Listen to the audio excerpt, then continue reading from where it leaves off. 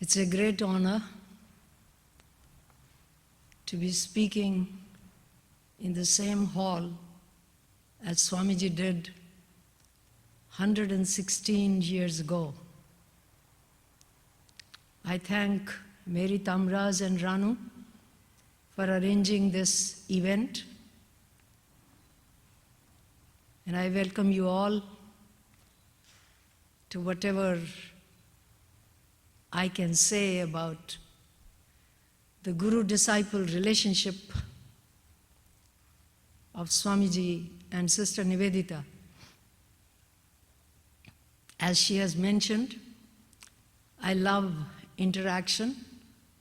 I love questions for clarification after I have said whatever I understand. Before I go to the specific relationship of Swamiji and Sister Nivedita, Margaret Noble, an English woman, I would like to take you back to ancient India, where this tradition of gurus started. Without that background, I don't think it's easy to understand how this tradition started in ancient India. No one knows how old that is, more than 5,000 years or maybe more than that, and how it is still alive in India. And I know that there are many gurus who are traveling all over the earth today from India. From India, Buddhism also traveled to China, Japan, Tibet, and Far East countries, Southeast countries. And there also, this tradition of gurus has been kept up, alive till today. So we need to understand what was the need for these special teachers or gurus. Once the sages in India claimed, you can challenge that, and discovered, according to their own understanding, that human birth is for evolution. Physical evolution is over. The human body is perfect. It has arrived at a physical level where no further evolution can take place physically. In the words of the Holy Mother, what will happen after this? Are you going to grow horns now? Not that. So the question was, what are we here for? They came to the conclusion, either through intellectual understanding or intellectual understanding plus various ways of concentrating their minds and discovering that the human mind now needed to move on. Move on to what? Physically, the world around us, of which we are sensible, we are sensitive, with the help of the sense organs, can give us comfort, food, clothing, shelter. But we seem to want happiness, joy from the same level, physical level. And they came to the conclusion that it's not there. A very big claim, which we need to challenge and ask, is it true? They understood that the human nervous system is ready to move on. It's a very complicated instrument that we have evolved. We need to put it to use. And as we know, we do use it, perhaps minimally, according to the modern research in neurology and physiology. They say we use only 10% of the human nervous system. So that would be minimal. I do not really know how they came to this conclusion, that now it's a question of evolution of the mind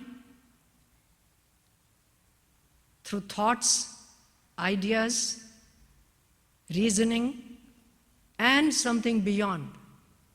This something beyond, in every culture, became connected with religious traditions. Religious traditions, in many cases, put a stop to human thinking, to human doubt, to human uncertainty. And because of that, a lot of problems arose, which we are facing till today. In India, fortunately, there were many sages who thought or who discovered that it isn't possible to put a stop to human doubt, human uncertainty, and human sorrow, if you want to include that, human problem, till we have come to the end of mental evolution and transformed our capacity to think clearly into wisdom. What kind of wisdom? They did not stop at one method or one goal. They understood that human beings are capable of moving from one level of understanding to another, one level of the concept of God, if you like to call it, or truth or reality, to another level, till they reach a level where they find that what they have been searching for is within themselves all the time. A very big claim, as I told you in the beginning, which we have to start with doubt, and then with some kind of a method of reasoning, and finally some practice, if we are interested to find out whether there is any truth in that or not. So their main idea was that we are here to evolve, not to stay put. We are not here to build a house in the middle of, as I like to say, traffic jam on the road and then live in it, because a traffic jam is no place where you can build a house. But this world, as we live in it,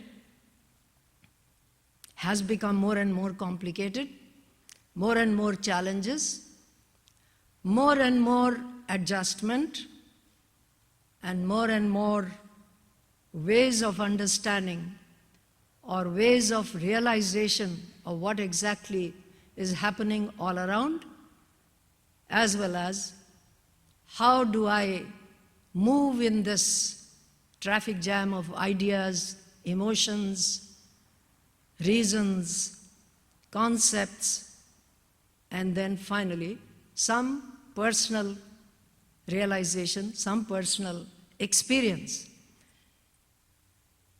They seem to have come to the conclusion that we need teachers, definitely, but we have had teachers. Every culture has had teachers. Why these special teachers called gurus? I feel, because there is no history about how the thing developed, though in some of our ancient books, you do find that there were two kinds of teachers. One who lived in the world and taught how to live on this earth by having some rules of discipline through intellectual or mythological understanding, because mythology is also a language, who were called priests. There's another level of teachers called gurus who would take you from one level of evolution to another so that you understand that the dynamism that is needed in human evolution has to have very deep motivation. If you want to transcend from one level to another, you need to take charge of your energy, whether it is physical or intellectual, emotional, and make it one-pointed through the method of concentration, discipline. Turn it towards one specific goal of either living on this earth with a purpose in mind, final purpose in mind, which would be transcendence of human personality itself. As I said, it's again a very revolutionary idea. Even today we don't really, I don't know whether we are prepared to accept it, that the final obstacle in our evolution is our own personality. A personality which I like to compare with a typhoon, which is made up of bits and pieces picked up by the momentum of the mind itself.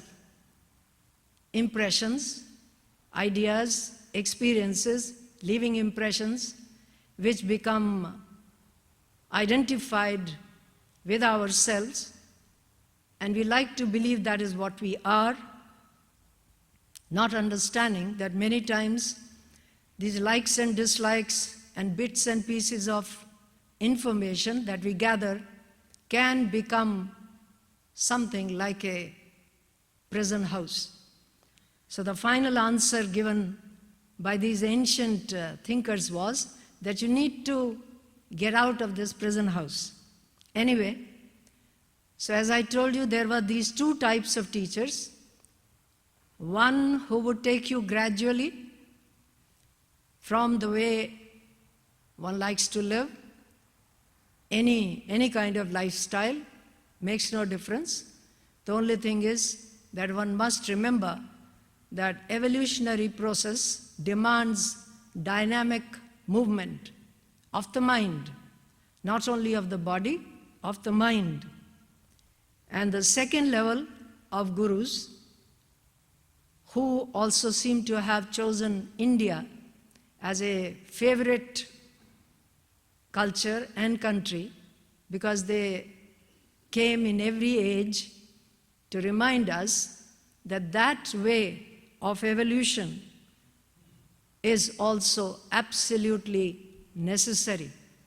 You cannot remain at the human level and repeat the experiences ad infinitum. There should come a time, or there must come a time, or through the blows of life itself, you will understand that I am not here to stay. I need to move on. But instead of waiting for blows to teach me that lesson, one can use one's understanding and take up this challenge of moving on, evolving to other levels through the advice of these personal gurus. We also hear about hermitages where these sages lived, and children used to be sent to them for education, and they would be given this basic understanding of evolutionary process through what is called the 4 stages of life. And once they are sure of the understanding that this is what life is about, and finally you have to ask for freedom. They were taught to make a choice whether they wanted to make a gradual process of human life and evolution, or whether they wanted to take a jump, whether they wanted to go straight to it. I don't really know when this division actually took place, but the word guru is basically connected with this second idea, that there are people who have realized this ultimate goal of finding truth or freedom themselves, and therefore they can also guide you. Now, Sister Nivedita's relationship with Swamiji was of the second kind. Swami Vivekananda was not a priest. He is called Acharya in Sanskrit language, which means a guru who is going to teach you something new, not in the sense of human nature in depth, which has already been chalked out, but a guru who is going to show you a new level of adjustment to the historical times in which we are living, because these times are not the same as they were, let us say, 200 years ago or 300 years ago. We need to become aware of what is it that has changed our age. If we do not understand and do not keep it in the background of our mind, it becomes very difficult to adjust with a balanced lifestyle in this age. That's what I feel. So what is it that he came to teach? He came to America, as you all know, and he gave the very ultimate level of human evolution, which according to what is called non-dualistic philosophy or psychology, thought out and realized by many sages in India, many prophets in India, and re-demonstrated in every age that every human being is divine. Every human being, not only human beings, the idea is that every atom has it as its own core. The core of humanity is divine, spiritual, to begin with. I don't become spiritual. I am, but I have forgotten it. I need to remember it. I need to have a method of realizing who I really am, and therefore discover that I am not weak, that I am not helpless. There is this deep spirituality within, spiritual strength,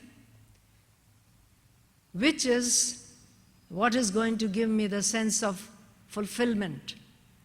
Any other level falls short. I may be a great intellectual person, I may be a scientist, I may be a professional, you can say doctor, engineer, or whatever. All of them are connected with the lower levels of functioning, which are called basically intellectual. There are still other levels, which are emotional, where we are also told that you can convert your emotions into devotion to some principle. The word God was used in every religion, that you can have an emotional relationship with God and you would reach the ultimate goal also. But the problem was always understood in India as being of this personality. which we love, we don't really understand that our basic attachment is to our own personality rather than to anyone else. Anyone else is secondary to my attachment to myself. So that truth is very difficult to digest emotionally.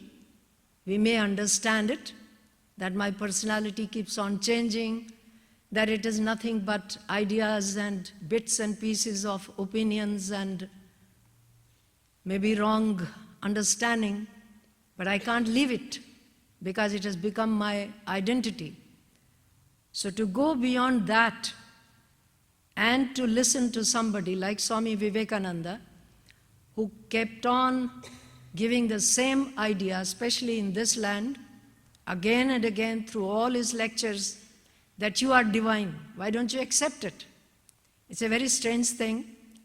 When you think of it, somebody is telling me, you are wonderful. You are wonderful as you are. You don't need to change anything. And we say, oh no, don't say that. I am not. It's a very strange idea as far as I think of it, that we are not ready to accept that there could be something within us, hidden definitely. It's not on the surface. We don't really know it. But then why wouldn't I like to hear about it? Why would I protest that there is something deeply spiritual about me? Maybe I don't like the word spiritual, but supposing somebody says there is some beauty within you, something immensely wonderful, which will give you tremendous joy, why would I not accept it emotionally?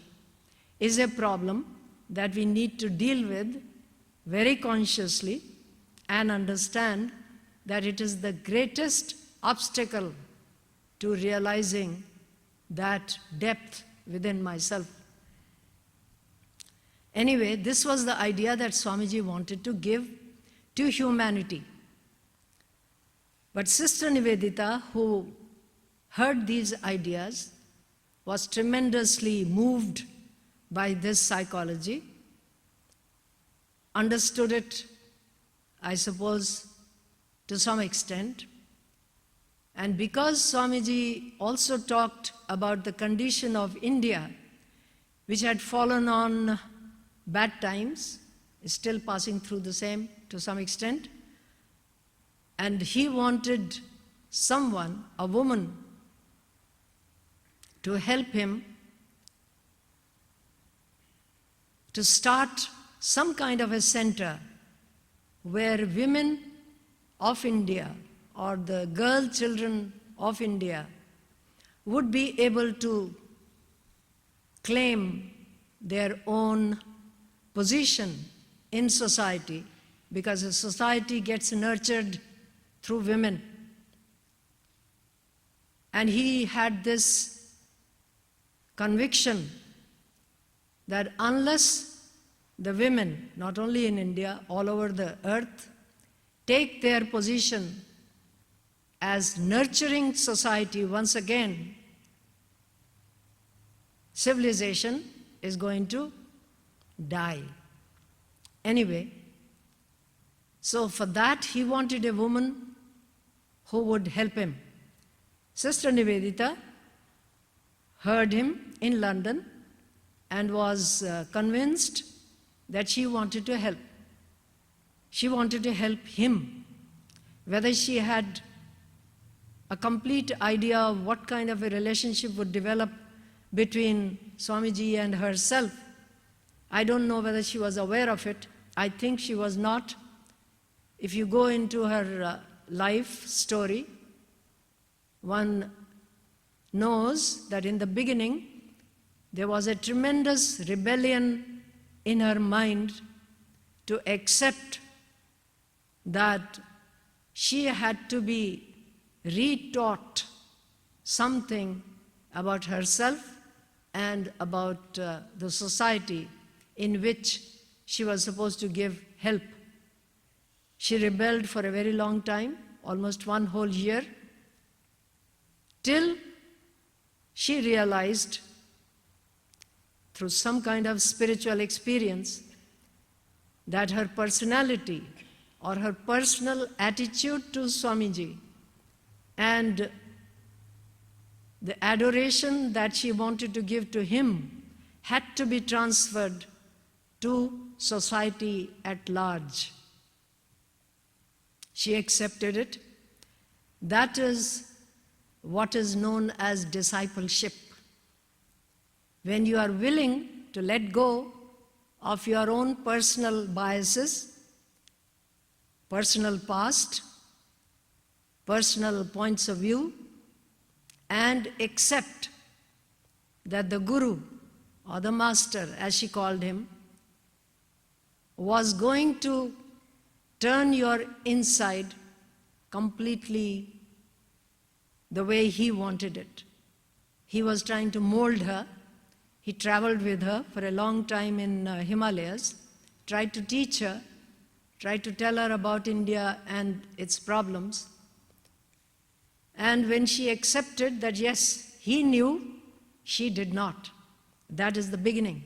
In the Bhagavad Gita also, if you are aware of it, when Arjuna advises Krishna about how wars are bad, one should not kill, it's not good, it will disturb society, society will be completely destroyed, therefore he cannot fight. He will not fight. And Krishna challenges him with the idea that you are a coward. Arjuna was a warrior. To call a warrior a coward is the ultimate insult. And that perhaps woke him up. I think some kind of waking up is always needed. Some kind of an emotional blow is always needed to wake us up. So he woke up and finally he says, all right, teach me, now I am ready to become your disciple. So this juncture where the Guru is accepted as the Guru and one has taken the position of a disciple to be molded into a new kind of a person, a new kind of a personality, forgetting the past. It's no joke, I know it. It's no joke to forget how you have grown up, your culture, your education, your image of yourself, which is the most important, because we learn to see ourselves through other people's opinions. And she was an English woman, grown up in England. England at that time was at the zenith of its power. To be so proud of your civilization, your culture, your education, your race, and then to come to a land which was being ruled by the same race, and then to be told that you don't really know. You need to be molded, is a terrible thing. But she had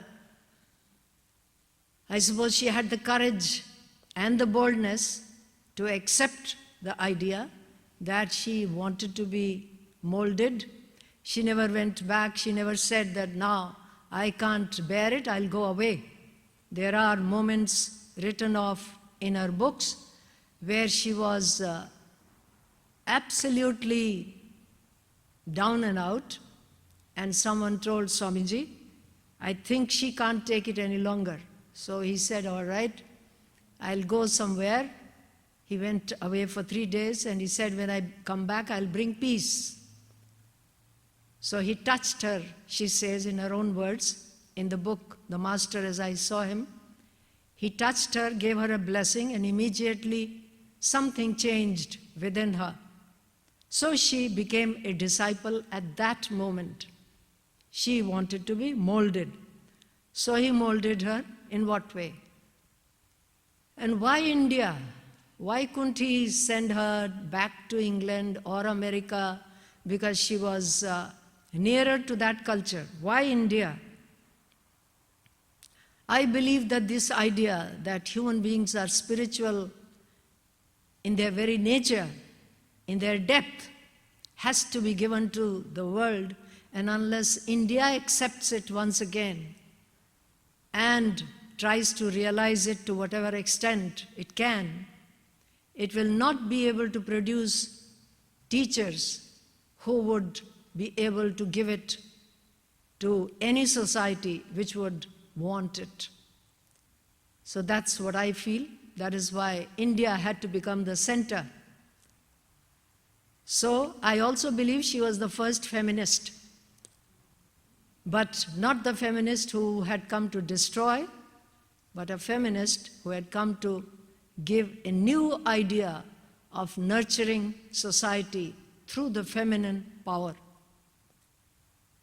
So she became a disciple, but it isn't as if she lost her capacity to think clearly or even her capacity to make decisions for herself.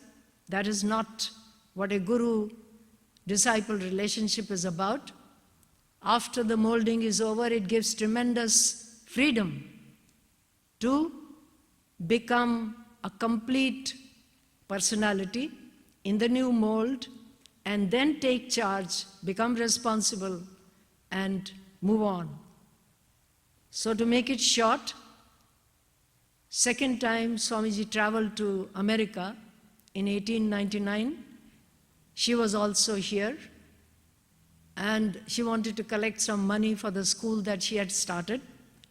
She wasn't very successful. Indian girls were not thought of in America of that time as needing any particular kind of help. They were thought to be very backward. And so she went to England, remained there for almost 2 years, came back to India in 1902. She came in January, I think, and Swamiji left the body in July 4th. So in that short time, she had realized that her task was not only to teach a few girls in India, her task was to wake up the youth of India, because they had